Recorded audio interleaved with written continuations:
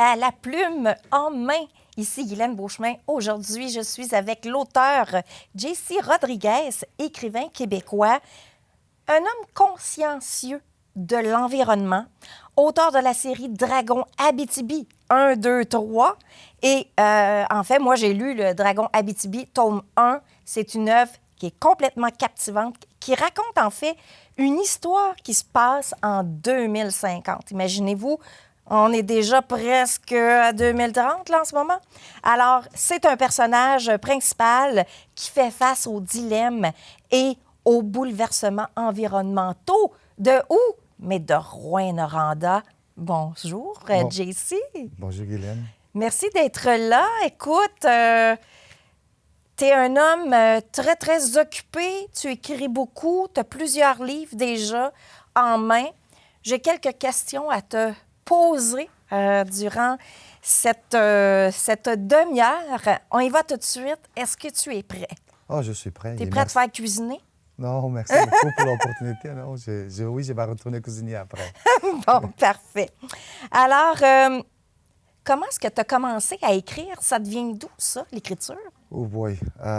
C'est une histoire quand même assez intéressante. Vous savez, j'étais né en 66, donc j'ai 56 ans, en septembre. Et quand j'ai entré à l'école primaire, on avait encore le régime fasciste à Portugal. Et c'est sûr que nous, dans la campagne au nord, dans les montagnes de Portugal, on ne le sentait pas vraiment.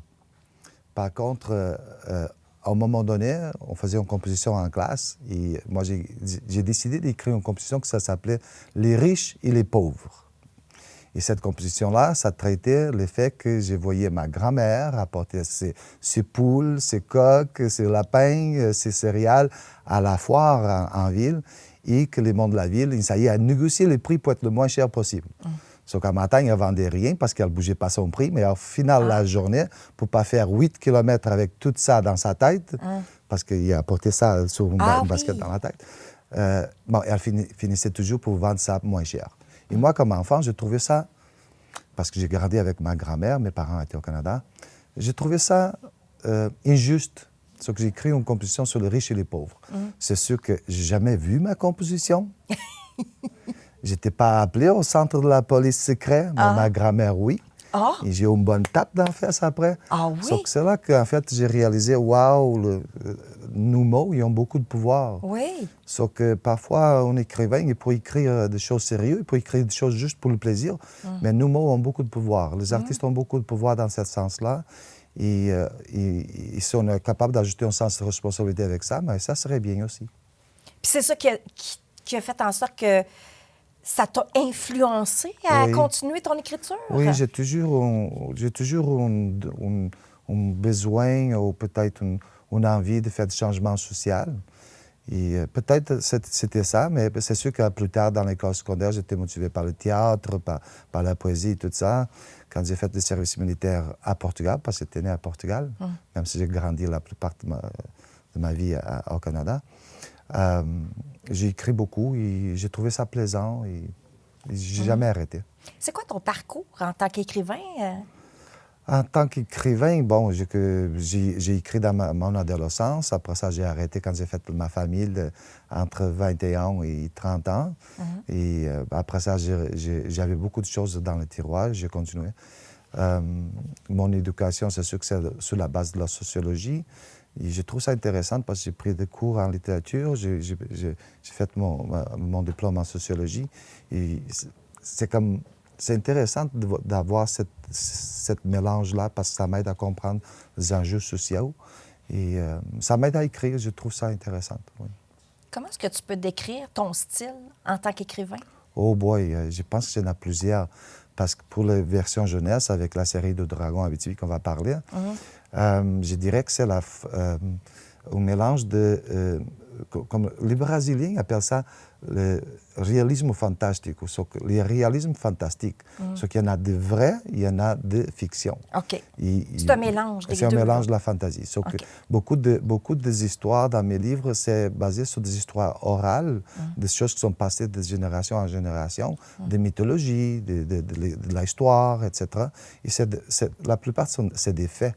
Quand je vais traiter des enjeux environnementaux, c'est des faits que j'ai fait beaucoup de recherches là-dessus.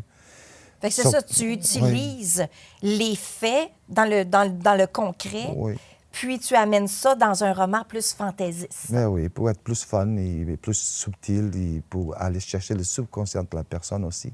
C'est sûr que dans mes romans adultes, c'est différent, c'est la fiction historique. Okay. Mais encore une fois, c'est la fiction et l'historique, l'histoire. Donc, c'est toujours un mélange entre la fiction et le réalisme. Qu'est-ce que tu préfères? Écrire pour la jeunesse ou écrire pour le monde adulte? Je pense que pour le monde adulte, je trouve que pour moi, c'est aussi une façon de verbaliser qu'est-ce qui est à l'intérieur de moi. Donc, c'est une façon disons que c'est une façon, un genre de thérapie personnelle. Et en même temps, d'apporter aussi des enjeux importants que j'aimerais partager, des connaissances que j'aimerais partager avec les autres. Ça, c'est pour mes livres adultes. Pour les enfants, je dirais que j'ai plus consciente. C'est comme que il y a des choses que j'aimerais faire encore dans les changements sociaux, que si je le fais de façon divertissante pour les enfants, mais peut-être plus tard, ils pourraient être influencés par mon écriture et faire des choix de vie aussi avec un sens de responsabilité. Et j'ai eu un enfant, c'est plus un enfant, c'est un père de famille aujourd'hui. Il m'a dit, tu sais, je suis ingénieur environnemental et quand j'ai lu ton livre en 2004, là, ça a vraiment m'a affecté. Oh, wow, j'étais... Ça, j'ai pas vendu beaucoup, mais juste de voir ça... Tu aimes créer un impact auprès de tes lecteurs, en fait. Oui, exactement. OK, c'est intéressant, ça. Parce que dans ton livre jeunesse, ce que j'ai vu avec Dracon Abitibi, tome 1, bien, à la fin, tu as un formulaire pour les jeunes, qui est un livre qui pourrait aller dans les écoles et effectuer une recherche au niveau du livre. Ça pourrait être justement dans les cours de français, là. Oui, ça serait intéressant parce que, oui, c'est vrai que la section pédagogique, enfin, de chaque tome, il y a une section pédagogique. Okay. On adresse plusieurs questions sur l'environnement, mais aussi comment on comprend une histoire, comment on fait des recherches pour aller chercher d'autres faits qui sont souvent évalués par des pairs pour justifier une opinion sur un enjeu environnemental, par exemple. Oui. C'est quoi tes influences littéraires? Oh boy, je dirais que là, on tombe dans la littérature portugaise. Ah! Parce que quand j'étais petit, j'étais à Portugal jusqu'à 9 ans, mais après ça, j'ai venu au Canada. Par contre, à 14 ans, j'ai retourné à Portugal. Donc, j'ai fini mon secondaire à Portugal avant d'aller au service militaire. Donc, toutes mes influences littéraires, c'est la littérature portugaise. Oui. Comment est-ce que tu choisis, toi, un peu les sujets de tes livres? Tu sais, ça vient d'où, ça? Dragon, Abitibi? Pour la jeunesse, j'en ai juste 2 séries. J'en ai une à Portugal, qui c'est basée sur un cousin de ma grand-mère, qui était un scientiste. Il a gagné le prix mondial avec un four solaire. C'est lui que... C'est le père... four solaire? Oui, c'est lui le père, de la science solaire, comment utiliser les énergies renouvelables pour protéger notre planète. Lui était un prêtre catholique qui a sorti son... Je ne sais pas c'est quoi le nom en français, là, a sorti son petite chose pour entrer dans le monde scientifique. Et, il a comme défroqué. Oui, il est venu aux États-Unis avec une gigantesque four solaire. Il a produit 3500 degrés. Une chose qu'aujourd'hui, on peut faire, par exemple, dans les fonderies. Quand il y a le soleil, on n'a pas besoin d'utiliser d'autres formes d'énergie. On peut juste utiliser le soleil. La technologie existe depuis 1903 à cause d'un père de ma grand-mère. Et dans cette époque-là, c'est sûr que, et même quand j'ai grandi à Portugal, dans les années 60, 70, je voyais que les agriculteurs utilisaient tout le temps de façon de renouveler la terre avec le compost naturel et tout ça.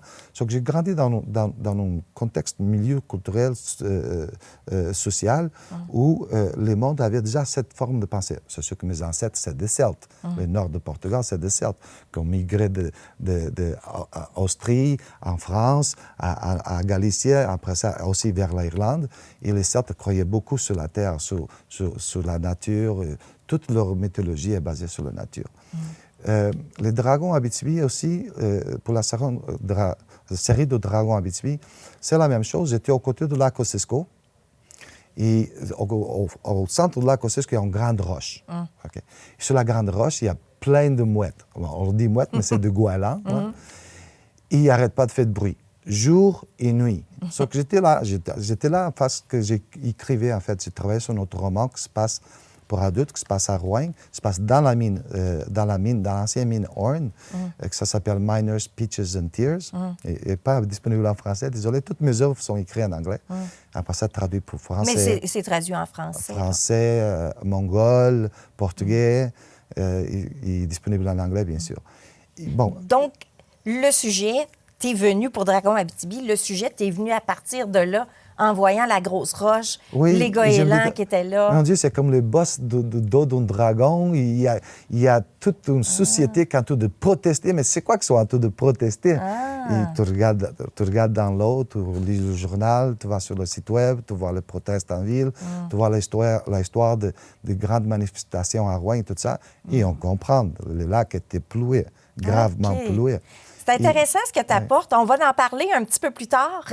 Là, on s'en va à la pause parce qu'après, on s'en va te cuisiner pour de vrai sur ton livre, justement, Dragon Abitibi. Parfait.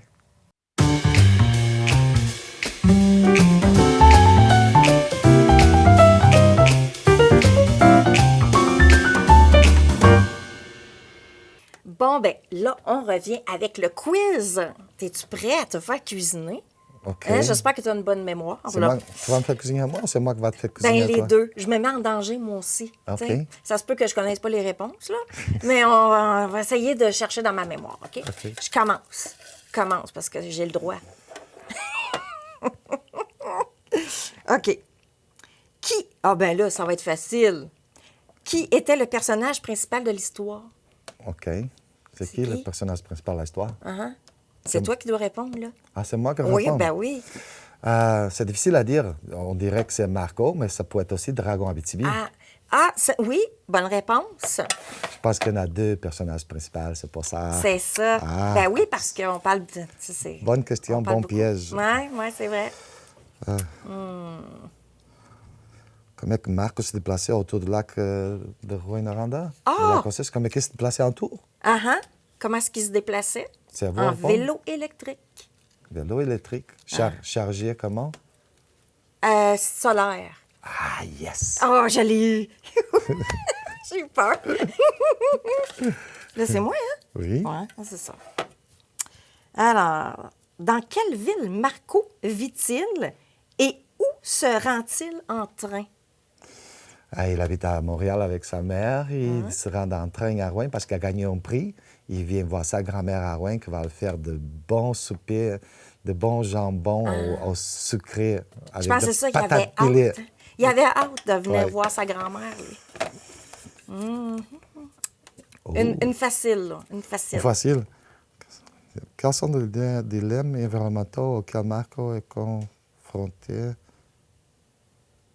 Veux-tu que je le lise? Oui, c'est vrai. T'as pas tes lunettes, c'est ça? Non, mais je ne lis pas très bien français. J'ai zéro scolarité en français.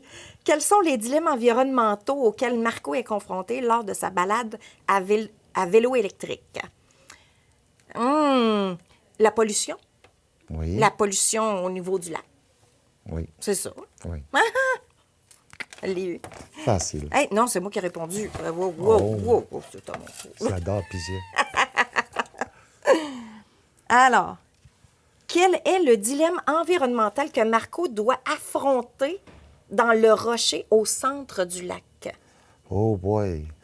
Bon, c'est sûr que sa collègue, Karine, sa nouvelle copine qu'il a rencontrée en balade de bicyclette, elle jette un papier de son chocolat dans l'eau. Sauf qu'après ça, il est accusé. Il est accusé quand il fait son voyage magique dans la roche, que c'est un tribunal. Il est accusé que c'est lui qui l'a fait. Sauf qu'il faut qu'il se défende d'avoir jeté des poubelles et des choses dans le lac.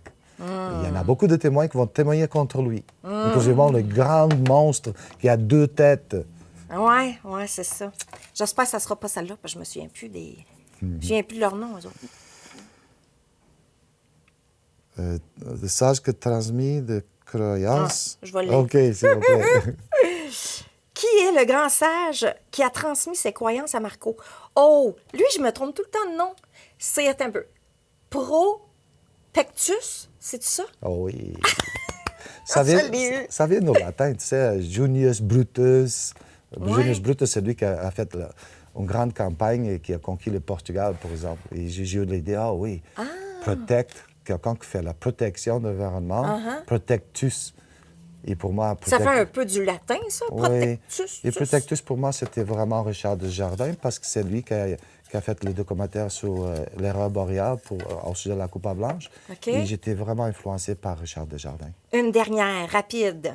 Quel est le thème principal du livre Dragon Abitibi? Mais c'est l'environnement, c'est sûr. Mais il y a aussi le lien d'attachement familial pour Marco et pour le dragon qui s'en vient de plus en plus dans les autres tomes. D'accord.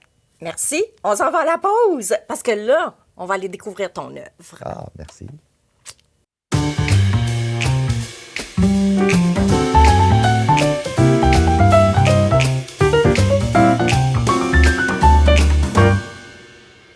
On revient justement avec l'œuvre de J.C. Rodriguez, qui est l'auteur québécois, un scientifique, plutôt un sociologue, je dirais, sur l'environnement.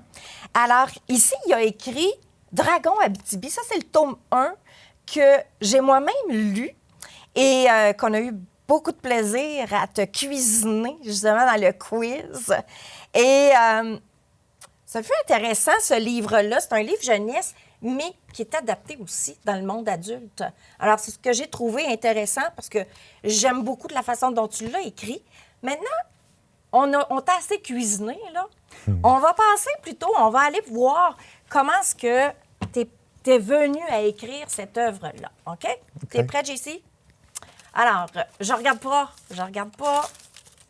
On y va au hasard avec une question. Comment est-ce que tu décrirais le processus de ton écriture? Oh! Trouver quelque chose de passionnant en première. Et c'est quoi le résultat final que tu aimerais avoir? Par exemple, quand on voyage, on commence pas par faire la valise et après ça, décider où on y va. On décide où on y va. Après ça, on cherche une façon d'y aller, on met ça dans notre horaire, on prend des congés et finalement, on fait notre valise. Donc, moi, j'ai toujours trouvé intéressant pour écrire quelque chose de trouver les fins.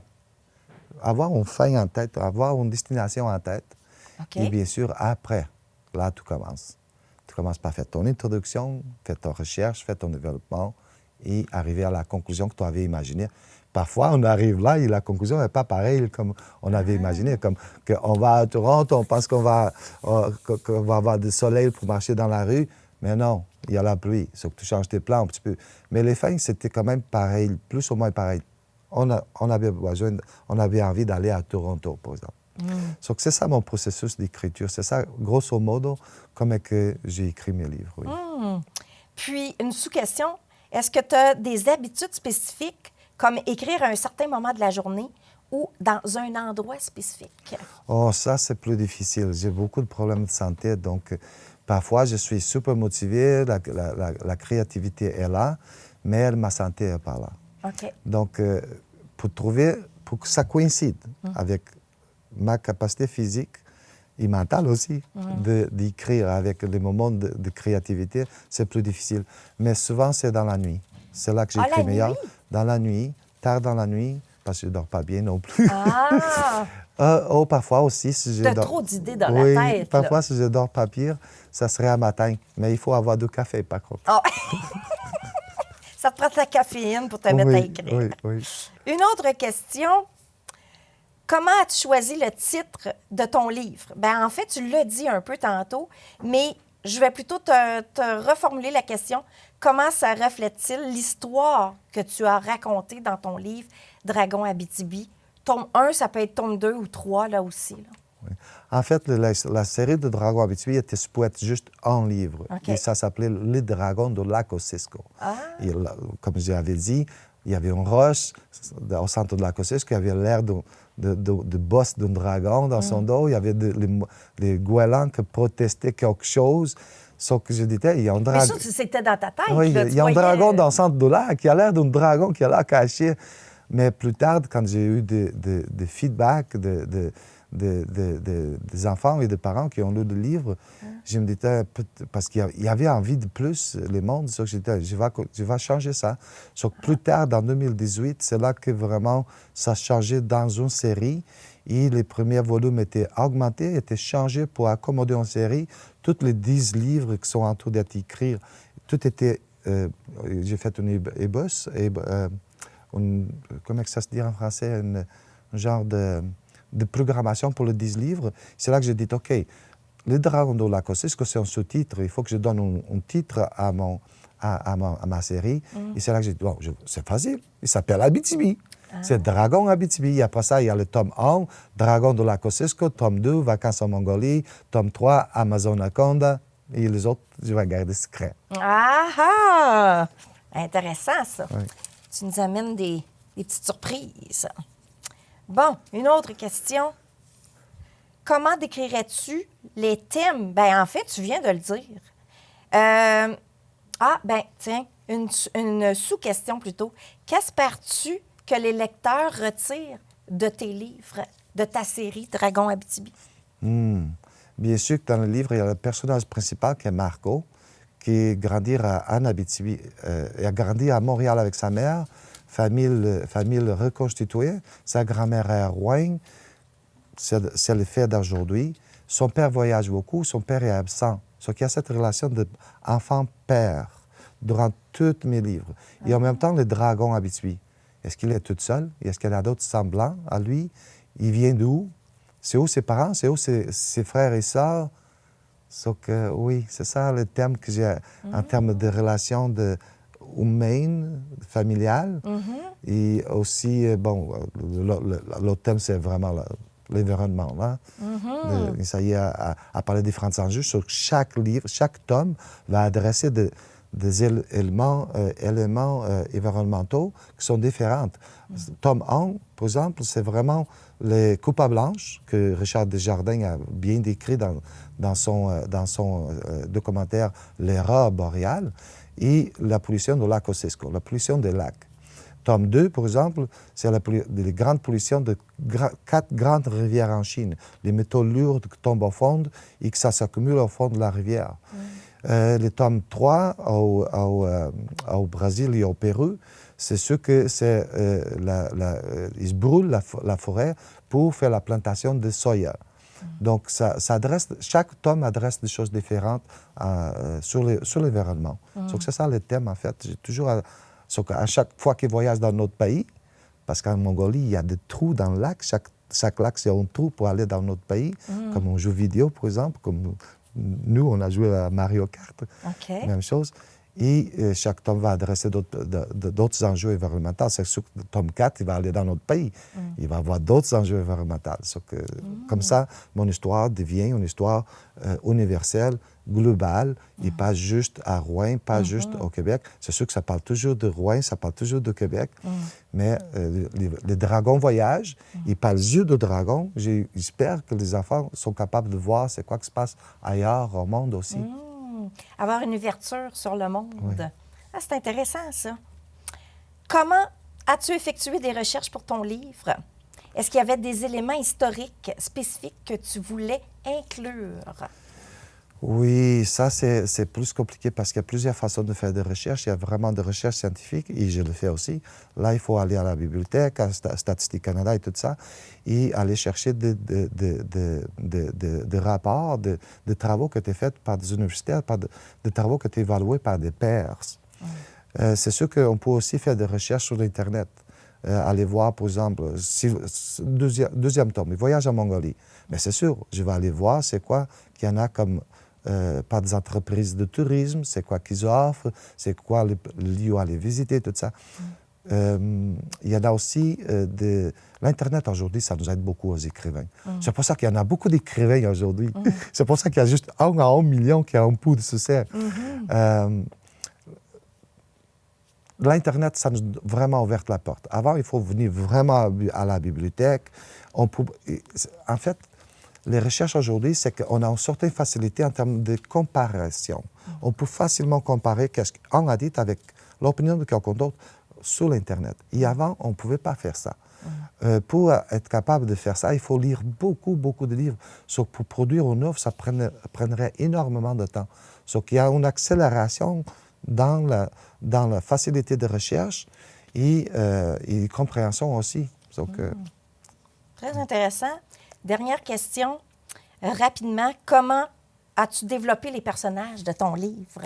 Oh boy, parfois je pense à un ami. Par exemple, le personnage Marco dans le premier tome, pour parler plus du premier tome. Marco, c'était un ami de longue date que j'ai connu à Gatineau il y a environ 30 ans, mais il s'appelait Marco. Et quand j'imaginais l'histoire, je ne sais pas pourquoi la voix, la petite voix, parce que quand on lit, on visualise aussi. Et parfois, on est même capable, moi je suis auditif aussi, sauf que parfois on est même capable d'entendre la voix. Et pour moi, le personnage qui va tomber dans l'eau, qui va entrer dans la roche, dans la chambre secrète du tribunal de Lac-Kosciuszko, etc. Mais dans ma tête, c'était Marco. Je vous donne un exemple. Dans mon Minor Speeches and Tears, c'est un roman pour adultes, au fond de la mine de Horn, mais il y a un accident, il tombe malade, il est presque mort. Il y a un autre personnage, parce que son corps se divise de son âme, il y a un autre personnage qui va le parler, sauf qu'il y a un dialogue entre l'âme et le corps. Et je ne sais pas pourquoi, c'était Will Smith. Ah! Écoute, on termine là-dessus. J'aimerais savoir où, maintenant, les gens peuvent se procurer la série de Dragons Abitibi. Oui, bien sûr que moi, je crois plus, ça serait en contradiction. Si moi, j'essaye fortement à vendre le livre en papier. Donc, j'ai déjà essayé avec des maisons d'édition. Il y en a. Par exemple, j'étais publié à Mongolie par une maison d'édition traditionnelle. J'étais publié à Rouyn-Noranda par une maison d'édition à Côte-d'Or, que malheureusement, il a fait faillite. Moi, je crois plus au livre électronique. Parce qu'il n'y a pas de papier. Les ordi sont déjà là d'une façon ou d'autre. Donc, et en plus, c'est le prix aussi, avec l'économie, notre façon de vivre, on a de plus en moins de pouvoir d'achat des choses. Pourquoi pas l'acheter électronique? Pourquoi payer 30 $ pour un livre quand tu peux l'acheter pour 4 pièces? Donc, on peut le retrouver où? Amazon, c'est sûr. Amazon? C'est la meilleure façon. À Rouyn, il est disponible dans toutes les libraires. OK. Et partout au Québec, et partout au monde, ça peut être commandé dans n'importe quelle libraire. OK. Oui. Bien, merci beaucoup. Ça Merci fait un plaisir de parler de ton œuvre, parler de ton parcours, puis de cuisiner aussi. Alors, merci à toi d'avoir été aujourd'hui présent avec nous et de parler de ton bébé Dragon Abitibi.